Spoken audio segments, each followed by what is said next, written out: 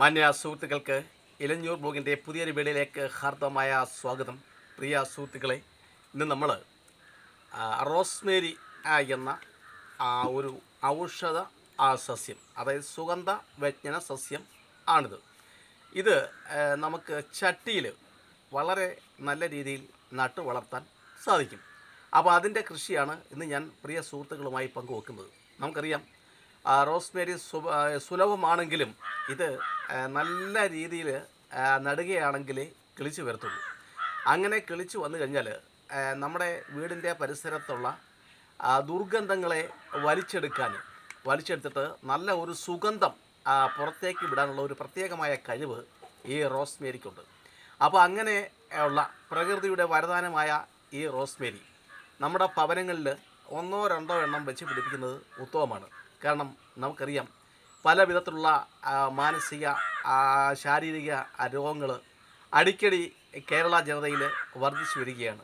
ദിനചര്യ രോഗങ്ങളെന്നും ഒക്കെ വിളിക്കുന്ന പുതിയ പുതിയ പേരുകളിലും രൂപങ്ങളിലും ഭാവങ്ങളിലും ലക്ഷണങ്ങളിലും ഒക്കെ ഉണ്ടാകുന്ന രോഗങ്ങൾ. ഇതിൻ്റെയൊക്കെ പ്രധാനപ്പെട്ട കാരണം എന്ന് പറഞ്ഞാൽ ഇത്തരത്തിലുള്ള സസ്യങ്ങളെ പറ്റി അറിവില്ലാത്തതും ഇതിൻ്റെ പരിപാലനമില്ലാത്തതും ഒക്കെയാണെന്നാണ് നമ്മൾ മനസ്സിലാക്കേണ്ടിയിരിക്കുന്നത്. അപ്പം പ്രിയ സുഹൃത്തുക്കളെ, ആരോഗ്യം സർവ്വധനാൽ പ്രധാനമാണ്. അതുകൊണ്ട് തന്നെ നമുക്ക് ദൈവം ദാനമായി തന്നിട്ടുള്ള ഇത്തരത്തിലുള്ള സുഗന്ധ വ്യഞ്ജന സസ്യങ്ങൾ നമ്മുടെ ഭവനത്തിൻ്റെ ഭാഗങ്ങളിൽ വളർത്തേണ്ടതും, അങ്ങനെ നമ്മുടെ ഭവനങ്ങളിൽ വിവിധ തലങ്ങളിലൂടെ വന്നു ചേരുന്ന നെഗറ്റീവ് അണുക്കളെ അല്ലെങ്കിൽ ഊർജത്തെ അല്ലെങ്കിൽ രോഗാണുക്കളെ നശിപ്പിച്ച് ആരോഗ്യപൂർണമായ മനസ്സന്തോഷപൂർണമായ ഒരു ജീവിതം ഉണ്ടാക്കുന്നതിന് ഇതെല്ലാം നമ്മൾ അറിഞ്ഞിരിക്കണം, ഇത് നമ്മൾ ചെയ്തിരിക്കണം.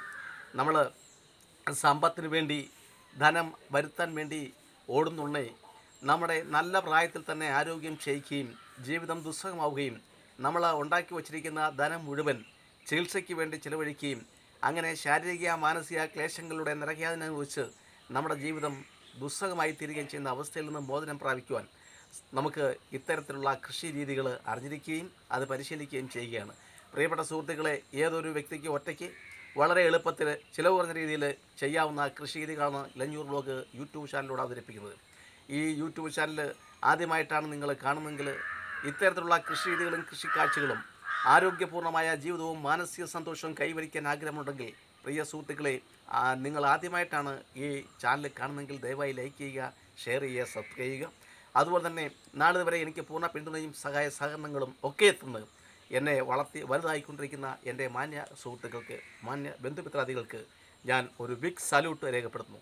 അപ്പോൾ എങ്ങനെയാണ് നമുക്ക് ഈ റോസ്മേരി നമുക്ക് നട്ടു വളർത്താൻ സാധിക്കുന്നത്, നമുക്ക് എങ്ങനെ എളുപ്പത്തിൽ ഇത് വളർത്തിയെടുക്കാം, അങ്ങനെ നമ്മുടെ വീടും പരിസരവും സുഗന്ധപൂരിതമാക്കാൻ എങ്ങനെ സാധിക്കും എന്ന് നമുക്ക് നോക്കാം.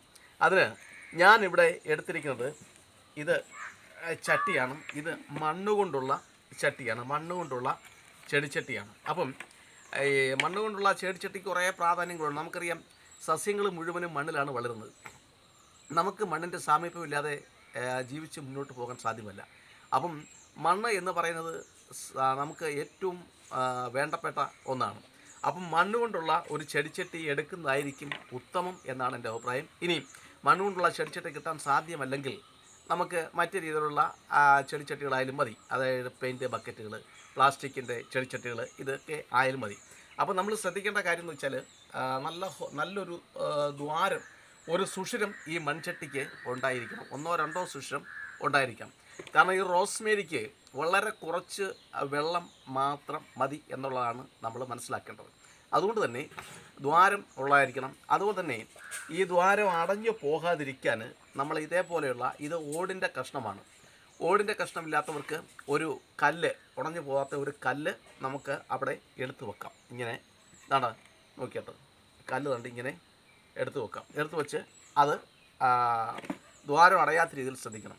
ഇനി നമ്മൾ സാധാരണ ചെയ്യുന്ന വെച്ചാൽ കുറച്ച് മണ്ണ് ഞാൻ ഇതിനകത്തിടാൻ പോകണം. കുറച്ച് മണ്ണ് നമ്മൾ ഇട്ടു, വളമൊന്നും ഇട്ടില്ല, കുറച്ച് മണ്ണ് മാത്രം, മൊത്തം കൂടെ ഒരു കരണ്ടി മണ്ണ് നമ്മൾ ഇതിനകത്ത് ഇട്ട് കൊടുത്തു. ഇനി നമ്മൾ ചെയ്യാൻ പോകുന്നത് വെച്ചാൽ, നമ്മളെന്നും ചെയ്യുന്നതിൻ്റെ കൂട്ട് തന്നെ ഈ മണ്ണ് കട്ട പിടിക്കാതിരിക്കാനും നീർവാർച്ച, അതായത് ഇതിനകത്ത് ഒഴിക്കുന്ന ജലം ചോർന്നു പോകാനും ഒക്കെ വേണ്ടിയിട്ട് നമ്മൾ കുറച്ച് കരിയില ഇടുവാണ്. അപ്പം അത് രണ്ടുമല്ല കരിയിലയുടെ ഗുണം. ഈ കരിയില വളവുമായി ഒക്കെ ചേർന്ന് നല്ല സൂപ്പറായ ഒന്നാന്തരം കമ്പോസ്റ്റ് വളമായിട്ട് മാറുകയും അങ്ങനെ ആ സസ്യത്തിൻ്റെ നമ്മൾ ഇതിനകത്തുള്ളത് ഏത് സസ്യം ആയിക്കോട്ടെ ആ സസ്യത്തിൻ്റെ വേരുകൾക്ക് യഥേഷ്ടം വളം വലിച്ചെടുക്കാനും വളരാനും അങ്ങനെ നമ്മൾ ഇതിനകത്ത് നടന്ന സസ്യം പുഷ്ടിപ്പെട്ട് ഫലം നമുക്ക് ആവോളം തരാനും അങ്ങനെ നമ്മുടെ അധ്വാനത്തിന് സംതൃപ്തി ഏകുന്ന ഒരു പ്രക്രിയയ്ക്ക് ഈ കരിയില ഒരു കാരണമാകും. കരിയില എന്ന് പറയുന്ന വൃക്ഷങ്ങളുടെ ഉണങ്ങിയ ഇല, പാഴുകളകൾ ഉണങ്ങിയത്, ഇതൊക്കെ നമുക്ക് ഇതിനകത്ത് ഉപയോഗിക്കാവുന്നതാണ്. അപ്പോൾ ഇത് നമ്മൾ കുറച്ചെടുത്ത് ഇതിനകത്ത് അമക്കി കൊള്ളിക്കുകയാണ്. അമക്കി കൊള്ളിക്കണം, കാരണം ഇത് വളമാവും തോറും താപ്പോട്ട് അങ്ങ് പോവും. അതുകൊണ്ട് തന്നെ നമ്മൾ ഇതിനകത്ത് അമക്കി കൊള്ളിക്കേണ്ടതുണ്ട്.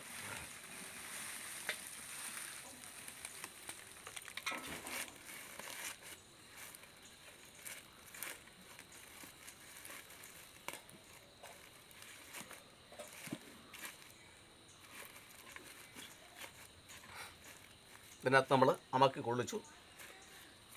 നമ്മൾ ഇതിനകത്ത് കൊള്ളിച്ചു. ഇനി ഒരു അല്പം മണ്ണൂടെ നമ്മൾ ഇട്ട് കൊടുക്കുകയാണ്. കാരണം മണ്ണ് ഒരു ഘടകമാണ്. സസ്യങ്ങളുടെ വയറ് എന്ന് പറയുന്നത് മണ്ണാണ്. ഈ കരിയില ഈ മണ്ണുമായിട്ട് പ്രവർത്തിച്ചാണ് ഇത് വളമായിട്ട് മാറുന്നത് എന്ന കാര്യം നമ്മൾ മനസ്സിലാക്കണം. ഇതിങ്ങോട്ട് മാറ്റി വെച്ചു. ഇനി നമ്മൾ ചെയ്യാൻ പോകുന്നത് വെച്ചാൽ 2 റോസ്മേരിയാണ് നമ്മളിവിടെ ഇപ്പം നടാനായിട്ട് ഉദ്ദേശിക്കുന്നത്. ഇത് ഞാൻ തന്നെ വളർത്തിയെടുത്തതല്ല, ഇത് ഞാൻ ഒരു നേഴ്സറിയിൽ നിന്ന് വാങ്ങിച്ചതാണ്. അപ്പോൾ അതുകൊണ്ട് തന്നെ നമുക്ക് ഈ നേഴ്സറിയിൽ അവർ ഇതിൻ്റെ മണ്ണ് എന്ന് പറയുന്നുണ്ടെങ്കിൽ കട്ടിയുള്ള ഒരുതരം മണ്ണാണ് അവർ ഇതിനകത്ത് നിറച്ചിരിക്കുന്നത് എന്നാണ് ഞാൻ മനസ്സിലാക്കിയത്. കട്ടിയുള്ള മണ്ണെന്ന് പറഞ്ഞാൽ ഒരുതരം ചുമന്ന മണ്ണാണ്. അപ്പോൾ അവരുദ്ദേശിക്കുന്നത് ഏതാനും ദിവസങ്ങൾ വെള്ളം അതിനകത്ത് കിട്ടിയില്ലെങ്കിൽ പോലും ഇത് വാടാതെ നിൽക്കും. കാരണം നമുക്കറിയാം വെള്ളം കുറച്ച് മതിയെങ്കിലും സസ്യങ്ങൾക്ക് വെള്ളം ആവശ്യമാണ്. വെള്ളം കിട്ടിയില്ലെങ്കിൽ പോലും ഇതിനകത്ത് നിൽക്കത്തക്ക രീതിയിലാണ് അവർ തയ്യാറാക്കിയിരിക്കുന്നത്. അപ്പോൾ നമ്മൾ ഇതിൻ്റെ കുറേ മണ്ണുകൾ നമ്മൾ എടുത്ത് കളയണം. എല്ലാം എടുത്ത് കളയണ്ട, കുറച്ച് മണ്ണുകൾ നമ്മൾ നീക്കം ചെയ്യണം. അത് വളരെ അത്യാവശ്യമാണ്. ഇല്ലെങ്കിൽ ഇത് വളർച്ച മുരടിക്കാനുള്ള സാധ്യതയുണ്ട്. നഴ്സറിക്കാരെ അവർ ചെയ്യുന്നത് വെച്ചാൽ അവരിത് വളരുന്നതിന് ആവശ്യമുള്ള ഹോർമോണുകളും ഒക്കെ ഇങ്ങനെ കൊടുത്താണ് അവർ ഇതാക്കുന്നത്. അതുകൊണ്ട് നമ്മൾ ഇതിൻ്റെ കുറച്ച് മണ്ണ് നമ്മൾ എടുത്തു കൊടുത്തു. അതുപോലെ തന്നെ ഇത് നോക്കിയാട്ടെ, നമ്മളിത് എടുത്തില്ലെങ്കിൽ ഇത് വളരത്തില്ലെന്ന് ഞാൻ പറഞ്ഞതിൻ്റെ കാര്യം ഇത് കണ്ടോ, ഇത് ഡ്രായുടെ അതിനകത്താണ് ഇവരിത് കിളിപ്പിക്കുന്നത്. കിളിപ്പിച്ച് കഴിഞ്ഞാൽ ആ ഡ്രായ് അവർ നീക്കം ചെയ്യുന്നില്ല. നീക്കം ചെയ്യാതാണ് കവറിനകത്താക്കി നമുക്ക് തരുന്നത്. ഇത് മനസ്സിലാക്കാത്ത സാധാരണക്കാർ ഇത് കൊണ്ടു നട്ട് കഴിഞ്ഞാൽ ഇത് അതുപോലെ അവിടെ ഇരിക്കത്തേ ഉള്ളൂ.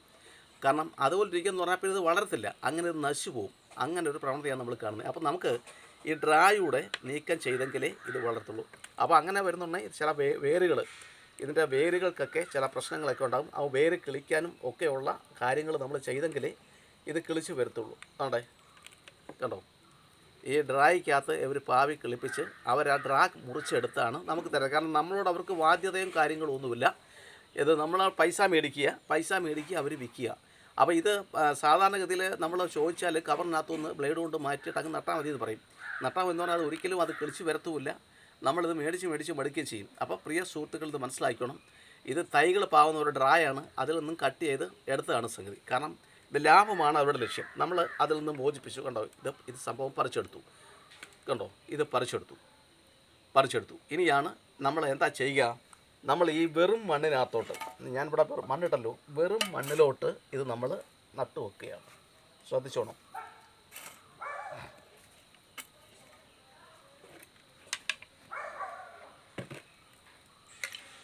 നമ്മളിതിനകത്ത് വളമിട്ടില്ല, ഒന്നും ചെയ്തില്ല, വെറും മണ്ണ് ഉണ്ടോ.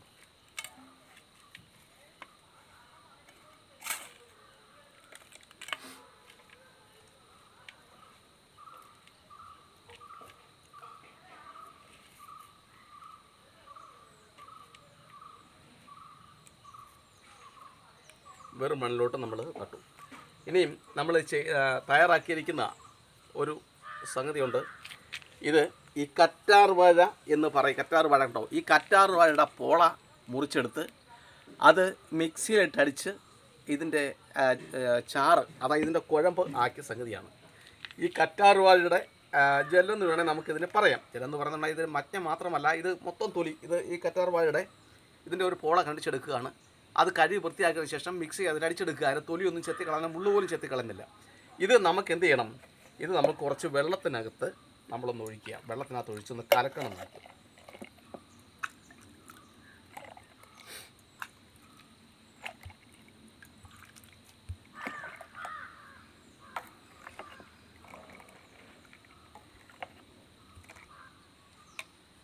വെള്ളത്തിനകത്ത് ഒഴിച്ച് കലക്കിയ ഈ കറ്റാർവാഴയുടെ ഈ ജെല്ല്, അതായത് ഇതിൻ്റെ കൊഴുപ്പ് നമ്മൾ ഇതിൻ്റെ ചുവട്ടിൽ ഒഴിച്ചു കൊടുത്തു. ഇതെന്തിനാണെന്ന് പറയാം. നമ്മളെ ഈ ഡ്രായിൽ നിന്ന് എടുത്തപ്പോൾ ഇതിൻ്റെ വേരുകൾ വല്ലതും പൊട്ടിപ്പോയിട്ടുണ്ടെങ്കിൽ ആ വേരുകൾക്ക് ബലവും ശക്തിയും കിട്ടാനും കൂടുതൽ വേര് കിളിച്ച് വരാനുമാണ് ഈ കറ്റാർവാഴയുടെ ജെല്ല് നമ്മൾ ചേർത്ത് കൊടുക്കുന്നത്. അതായത് റൂട്ടിംഗ് ഹോർമോൺ എന്നൊക്കെ ഓരോരുത്തർ പറയാറുണ്ട്, ഇംഗ്ലീഷിലൊക്കെ പറയാറുണ്ട്. വേര് പിടിക്കുന്ന ഒരു മരുന്നാണിത്, വേര് പിടിക്കുന്ന ഒരു മരുന്ന്. ഇനിയും നമ്മൾ തീർന്നില്ല, ഇനി നമുക്ക് ഒരുപാട് കാര്യങ്ങളാണ് കിടക്കുന്നത്. ഇനി നമ്മൾ ചെയ്യാൻ പോകുന്നത് വെച്ചാൽ ഒരു അല്പം എല്ലുപൊടി നമുക്കറിയാം വേര് അതിശക്തമായി വളർന്നു വരാൻ പറ്റുന്ന ഒരു സംഗതിയാണ് എല്ലുപൊടി. ഒരല്പം എല്ലുപൊടി നമുക്ക് ഇതിന് വട്ടം അല്പം അകലെയായിട്ടൊന്ന് ഇട്ട് കൊടുക്കാം. ഇത്രയും മതി, കുറച്ച് മതി.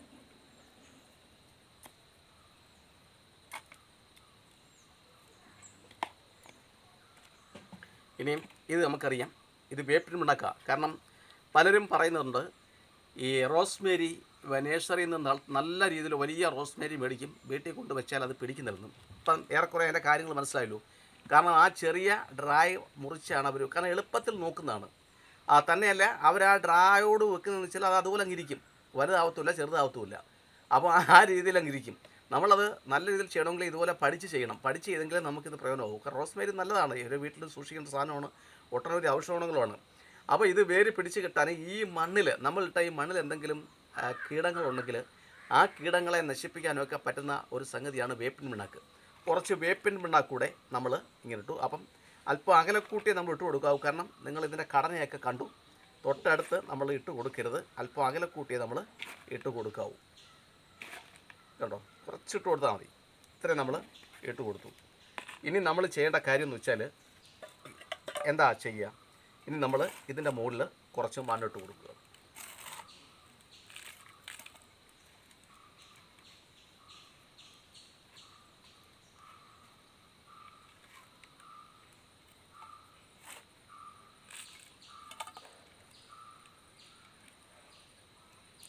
കുറച്ച് മണ്ണിട്ട് കൊടുത്തു.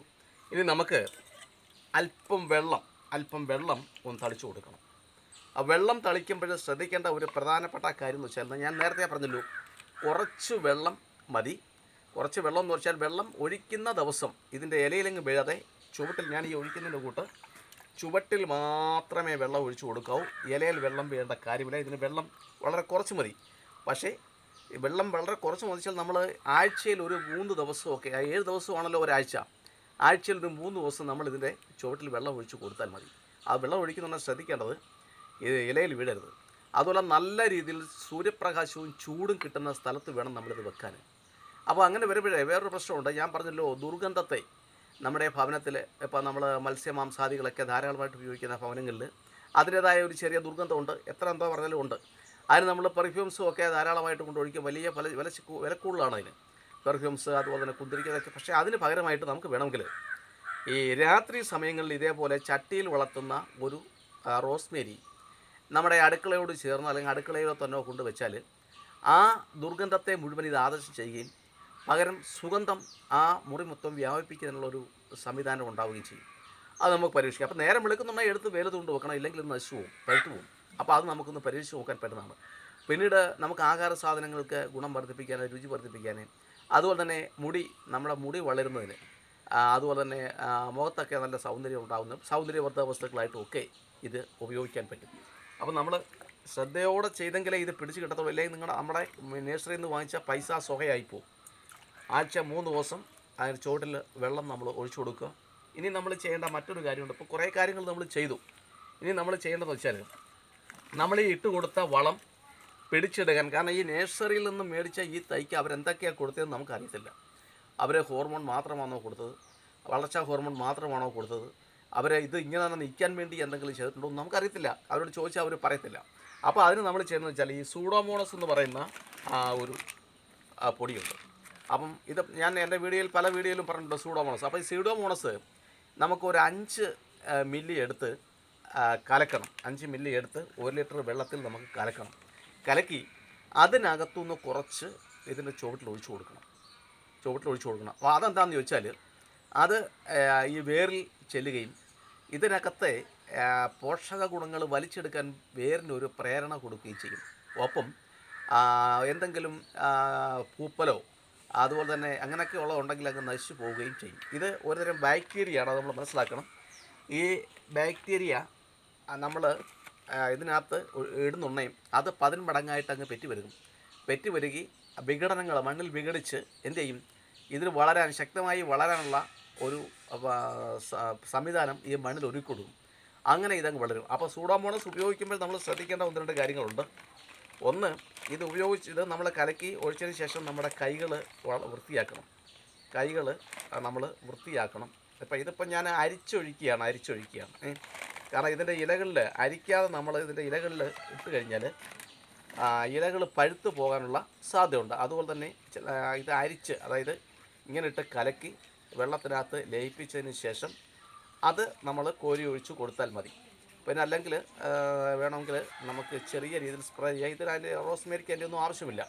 ഇപ്പോൾ ഇങ്ങനെ കലക്കുന്നുണ്ടെങ്കിൽ തന്നെ ഇത് വളരും. പിന്നെ ഇതിൻ്റെ കട്ടയുണ്ടെങ്കിൽ അത് വേണമെങ്കിൽ നമുക്ക് മറ്റേതെങ്കിലും പച്ചക്കറികളുടെ ചുവട്ടിൽ ഒഴിക്കാം. തൽക്കാലം ആദ്യം എടുക്കുന്ന കട്ട ഇതിൻ്റെ ചുവട്ടിൽ ഒഴിക്കരുത്. കാരണം അറിയാതെ കാണും ഇതിൻ്റെ തണ്ടയിലോ ഇലയിലോ ഒക്കെ പറ്റിക്കഴിഞ്ഞാൽ ചിലപ്പോൾ അത് കരിഞ്ഞു പോകാനുള്ള സാധ്യതയുണ്ട്. കേട്ടോ, സൂഡോമോണസ് ലൈനി 1 സ്പൂണാണ് നമ്മൾ ഇതിനകത്തിട്ട് 5 മില്ലി. 1 സ്പൂൺ 5 മില്ലിയാണ്. 5 മില്ലി 1 ലിറ്റർ വെള്ളത്തിൽ. 1 ലിറ്റർ എന്ന് വെച്ചാൽ നമ്മൾ വെള്ളം കുടിക്കുന്ന കുപ്പിയുണ്ട്, ആ കുപ്പിക്ക് 1 കുപ്പിയാണ് നമ്മൾ ഒഴിക്കുന്നത്. ഇത് നമ്മൾ ഒഴിച്ചു കൊടുക്കുകയാണ്. അപ്പം അതിന് മുമ്പായിട്ട് നനവുള്ള മണ്ണിൽ മാത്രമേ ഇത് നമ്മൾ സൂഡോമോണസ് ലൈനി ഒഴിക്കാവൂ. പ്രത്യേകം ശ്രദ്ധിക്കണം. ഓക്കെ,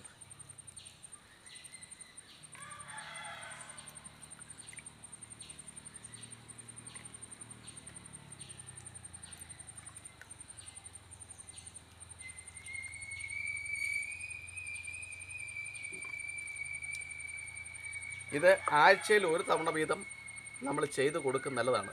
ഇനി നമ്മൾ ചെയ്യേണ്ടതെന്ന് വെച്ചാൽ ഒരല്പം കരിയില നമ്മൾ ഇതിൻ്റെ ചുവട്ടിലിട്ട് കൊടുക്കുകയാണ്. കാരണം എന്ന് വെച്ചാൽ ഞാൻ നിങ്ങളോട് പറഞ്ഞല്ലോ, ഈ സൂഡോമോണസ് ലായനി എന്ന് പറയുന്നുണ്ടെങ്കിൽ ഇത് ഒരുതരം മിത്ര ബാക്ടീരിയയാണ്. മിത്ര ബാക്ടീരിയ എന്ന് വെച്ചാൽ സസ്യങ്ങൾക്ക് വളരാനും ഒക്കെ വേണ്ടുന്ന ബാക്ടീരിയയാണ്. അപ്പം ഇപ്പം നല്ല ചൂടാണ്. നമ്മളിതിൻ്റെ ചുവട്ടിൽ പുതയിട്ടില്ലെങ്കിൽ ഈ ചൂട് കൊണ്ട് ഈ ബാക്ടീരിയ നശിച്ചു പോകാനുള്ള സാധ്യതയുണ്ട്. അപ്പോൾ അതുകൊണ്ടാണ് അല്പം കരിയിലയിട്ടത്. ഇനി നമ്മൾ ചെയ്യുന്നത് വെച്ചാൽ ഇത് 2-3 ദിവസത്തേക്ക് തണലത്ത് വേണം വയ്ക്കാൻ. 1-2 ദിവസം കഴിയുന്നുണ്ട്. 2-3 ദിവസത്തേക്ക് തണലത്ത് വെച്ചതിന് ശേഷം നമ്മൾ എന്ത് ചെയ്യണം, രാവിലത്തെ കുറച്ച് സമയം വെയിലത്ത് വെക്കുകയും ബാക്കി സമയം തണലത്ത് വെക്കുകയും ചെയ്യണം. അങ്ങനെ 2-3 ദിവസം കഴിഞ്ഞ് ക്രമേണ പൂർണ്ണമായിട്ടും വെയിലത്ത് വെക്കാനുള്ള ഒരു സംവിധാനം നമ്മൾ ഒരുക്കണം. അങ്ങനെ ആവുന്നുണ്ടെങ്കിൽ ഇത് വളർന്നു വരും. വളരെ മനോഹരമായ ഒരു ചെടിയാവും. ഒട്ടനവധി ഗുണങ്ങൾ ഭാവിയിൽ നമുക്കുണ്ടാവും. നമ്മുടെ വീടിന് ചുറ്റും അല്ലെങ്കിൽ വീട്ടിൽ ഒരെണ്ണമെങ്കിലും ഇത് വെച്ച് പിടിപ്പിക്കാൻ പ്രിയ മിത്രങ്ങളെ നിങ്ങൾ തയ്യാറാവണം. നമുക്കുണ്ടാകുന്ന പല വിധത്തിലുള്ള മാനസിക ശാരീരിക അസ്വസ്ഥതകൾക്ക് പരിഹാരമാവും എന്ന കാര്യത്തിൽ തർക്കമൊന്നുമില്ല. വല്ലപ്പോഴും ഇടവേള സമയങ്ങളിൽ അല്പം പരിചരണം മാത്രം നൽകിയാൽ മതി. എല്ലാവരും ഇത്തരത്തിലുള്ള സസ്യലതാദികൾ നമ്മുടെ ഭവനങ്ങളുടെ ചുറ്റും വച്ചുപിടിപ്പിച്ച് നമ്മുടെ ഭവനം സമൃദ്ധിയാകുവാൻ, ഐശ്വര്യപൂർണ്ണമാകുവാൻ, സന്തോഷപൂരിതമാകുവാൻ ശ്രമിക്കണം എന്ന് അഭ്യർത്ഥിച്ചുകൊണ്ട് എല്ലാവർക്കും ഒരിക്കൽ കൂടി നന്ദി പറഞ്ഞുകൊണ്ട് ഞാൻ നിർത്തുന്നു. നന്ദി, നമസ്കാരം.